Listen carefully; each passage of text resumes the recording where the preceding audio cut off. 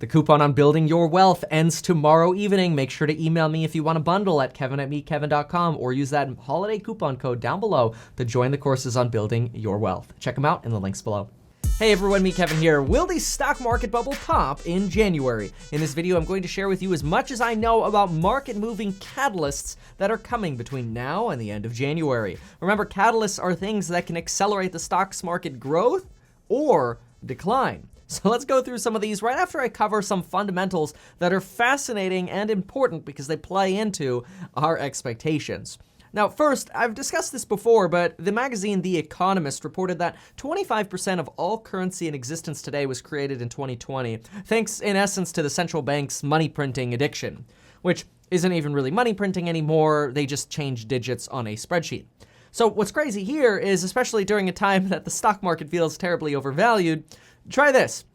Take the price of the S&P 500 when it closed at the end of 2019, which it closed on December 31st, 2019 at $3,221.29.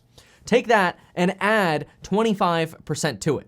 Well, that breaks you just over $4,000 per share. And right now the S&P 500 on an index basis is somewhere around $3,700 per share, which actually says, given a 25% increase in the money supply, or I might actually be undervalued relative to December 31st, 2019. Now, that is an overly simplified metric, and we're not going to say the market is undervalued because of solely this, but it is a way of showing us, oh crap, I mean, it makes sense. If there's 25% more money around, and we take the stock price of the S&P 500 at the end of 2019, just add 25% to it, assuming that as everybody's money floats up, more people throw it into the markets, hey, you could totally see that kind of change. But now you can actually get even more rude and add in the average annual rate of return to that, because not only did we print 25% of money essentially, and if we're going to float up the S&P stock price by that, well then we'll be around 4,000. But now we got to add an average annual return. Well, I put together a little spreadsheet and I just listed all of the S&P 500 returns for the last 20 years. And if I take an average return of the last 10 years, I get an average S&P 500 return of 12% per year for the last 10 years. That's really, really good money.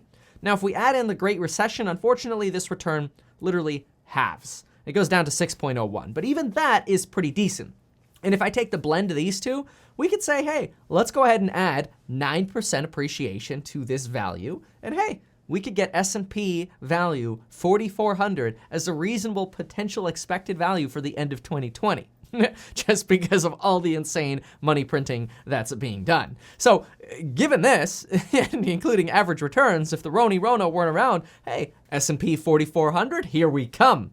But the reality is, given that restaurants, retail, and travel are all slugging down the S&P 500, making the S&P 500 look really expensive because earnings are removed, and tech companies, they don't like earnings, so they spend all their money on research and development anyway, so they can keep saying they lose money and keep focusing on growth. Well, we get to what look like really scary PE ratios with the S&P 500, and if you focus on PE ratios in the S&P 500, you're probably missing the big shift that's happening in the S&P 500, shift towards tech and future growth, not earnings today.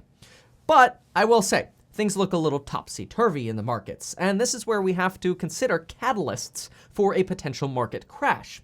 Now, while the market could sell off without any clear catalyst, this does happen sometimes, usually people end up buying the dip and prices stabilize unless there is a severe negative catalyst that is actually coming out to be a real negative problem. So what I wanted to do is go through all the catalysts that I think we've got potentially coming up, knowing this sort of fundamental backdrop of these structural changes happening over at the S&P 500, shift towards tech. So what we need for the market to sell off and for us to get another Black Friday sale in the market is some form of fear, panic, or world-ending paranoia.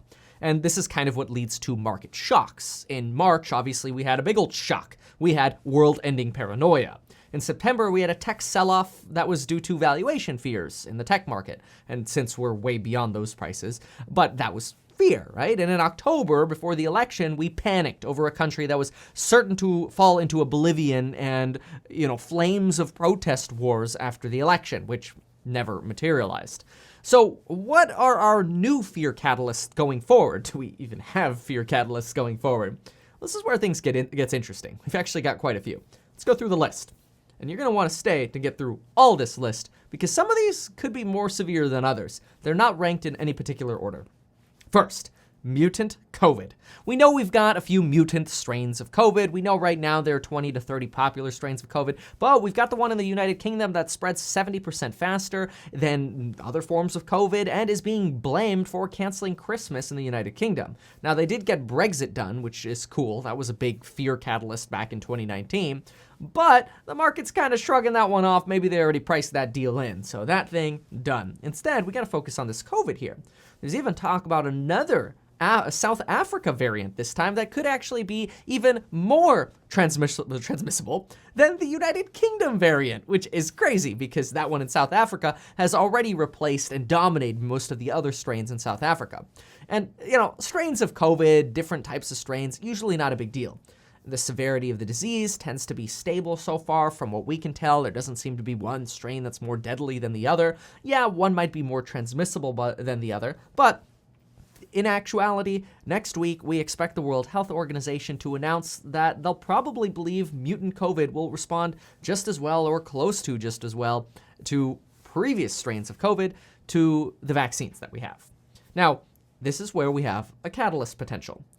If the World Health Organization comes out and says, hey, look, the vaccine is still 85+% effective, I would expect Moderna, Pfizer, and the other mRNA stocks to perform very well on a rebound and the market to keep chugging along. If these vaccines don't hold up, and all of a sudden we hear that the vaccine's only 40% effective, like the old flu shot, well, we could immediately see a pretty fast rotation in the stock market. And so, while I think the chance of this is small, that the vaccine won't work anymore, I would expect an instantaneous and severe rotation if we got bad news on the vaccines. Bye-bye restaurants, bye-bye travel, bye-bye retail, and hello Zoom again, which, wow, you seem cheap at $377 relative to your previous high-flying valuations. We got Amazon and tech should obviously do very well again if we had this instantaneous reaction back, but initially everything could potentially sell off as people assess the consequences of what could mean, shuttered businesses. What's the result of shuttered businesses for another, potential year or 2 years into the foreseeable future? What's that going to do to the market? Well, it'd be pretty bad. Now, I think this is relatively small on the list of chances of happening, but it is a fear catalyst that exists. And that could even be deemed as bad as a world-ending catalyst if we got really bad news on the vaccine. We'll see. Thus far, though, most of this could potentially just be fear-mongering. That's because doctors so far believe that, hey, the vaccines are designed to handle mutations, and we really shouldn't have issues. They target the protein spike, and there's plenty to expect that the vaccines will continue to target the protein spike, although you do have some researchers saying, well, the protein spike is where we've actually got some mutations. So, we'll see. Vaccine uptake is also potentially a little slow. We were expecting to get 20 million people vaccinated by December 31st, and here we are on Christmas Eve with 7 days to go before the 31st, and we've only got 1 million people vaccinated. Second catalyst, an eviction crisis. With or without stimulus, which that might seem ironic because the stimulus package is supposed to solve the eviction crisis, right? Maybe not. Morgan Stanley worries that we could be as much as $70 billion behind in rent. Even if stimulus passes, Congress is only allocating 90% of the $25 billion to back rent and back utilities. If you reduce this by another 20% due to fraud, because we all know there's going to be fraud, you're really only providing an $18 billion band-aid to a $70 billion problem. That is, if we even get the stimulus package at this point. This means that come January 4th, I would not be surprised to see an eviction crisis in the headlines across the United States, with sheriffs on already processed eviction cases currently waiting to evict families. They could storm in January 4th, when the eviction ban is over and we're back to our first business day of the year. Except business this time might mean kicking people out of their homes, which, what is the consequence of that? Well, you take people who can't afford their living space and you throw them into poorer communities. AKA, you concentrate the poor, make education, and the poor areas suffer even more. And we could potentially see new housing inventory in sort of those mid-priced markets come up on the market pretty dang fast. That could actually, depending on how many of these we see, be a good thing for home buyers, gives us more inventory, or we'll get inundated with inventory, depending on how things go, and we could potentially see a micro crash in the real estate market. Micro crash, 10 to 15% sell-off in the market, kind of like what we saw in the summer of 18, which, remember, summer of 18, we had our micro crash in the real estate market. What happened after that? We gave it about 2 to 3 months, and the stock market started selling off. Of course, the rationale was, oh, well, rates are going up, and we got a China trade war. But real estate signaled that crash coming months ahead. Now, as valuations come under threat in real estate in a potential micro crash, stocks might also start scratching their heads as well due to valuation concerns, reiterating the idea that a real estate sell-off could lead to a stock sell-off. Now, the third catalyst seems to be an unemployment disaster, that is, having substantially many more people laid off. Now, even though the unemployment and the unemployment rate really does affect the economy, it weighs it down like a small anchor, it doesn't seem to directly affect stocks as much as we think it might. It seems more like unemployment is a consequence of what's actually happening in the market. Oh, we get bad earnings, companies issue layoffs, and then we get unemployment. But that might then already be priced into the stock market. So usually we don't see higher unemployment levels, in my opinion at least, lead to lower stock prices. That seems to be more of a vice versa situation where you've got unemployment going up because of bad earnings. Anyway, do consider, though, as maybe a more important risk than what the unemployment disaster is, consider what Ray Dalio's firm over at Bridgewater Capital suggests. And that could be that we have such high expectations for earnings to be so insanely impressive going into 2021 that we might all be really disappointed. And that is the fourth catalyst. What if earnings miss in a really nasty way? Well, the problem is, when you get earnings that miss at the first companies to start filing their earnings, every other company starts oftentimes selling off in anticipation that their earnings are going to be bad as well. So this does create a potential for a market sell-off if we really miss those Q1 earnings. So high expectations, definitely a risk factor, and high expectations in the stock market definitely can lead to bubbles getting popped. So this might be more severe of a catalyst that we want to pay attention to. However, right now, we don't have that many alternatives to invest into. You look at bonds, yields suck. You look at real estate, there's not that much inventory. You look at the links down below, you find 4 free stocks with Webull when you deposit $100 and life insurance you can get in as little as 5 minutes. You look at Bitcoin, crap, missed that rally. It seems like everything is expensive. And this is where we have to ask ourselves, could a crash in stocks lead to a surge in bond investments? Or would any kind of crash just be temporary like we saw in September and October? Those periods of uncertainty were here for 2, maybe 3 weeks, and then they were gone. Catalyst number 5, Georgia. Georgia, January 5th, runoff election. Republicans losing their 1-point lead in the Georgia runoff election polls so far, according to 538, is making some people nervous that potentially Democrats could take the lead. Now, right now, we do still have Purdue 0.5% ahead of their Democrat challenger, and Senate Republicans only need to maintain 1 seat to maintain control of the Senate. But if Democrats win in what could potentially be a surprise, expect EV, electric vehicles, tech, marijuana to skyrocket. But be careful, because there could be a tax hike fear that could lead to a sell-off. So we've got a little bit of a balance going on if Democrats take control. If Republicans win, we're probably just going to be chugging along with the same kind of status quo gridlock and the same chugging along stock market. And see, there's even evidence to suggest that gridlock actually keeps inflation low because it keeps government spending low, which could be deemed by some as keeping government trust high, that they're not just going to spend like crazy, which is, it's insane to say high trust and government in the same sentence. But from an inflation point of POV, people actually like, the stock market in general likes it when there's gridlock, because again, it's harder to spend money and you get insanely low inflation expectations, and that actually keeps rates low, which keeps the stock market propped up. Crazy how the market works. Then we've got the potential catalyst for January 6th, and even Inauguration Day. Inauguration Day or Mike Pence's certification of the election on January 6th could both be days of violence or protests. Though, if we consider the lack of post-election protests last time, this seems less likely to actually affect the markets. And when we look at the Black Lives Matter protests that we had in the spring and early summer, those didn't really affect the market either. The next catalyst, number 7, would be a government shutdown.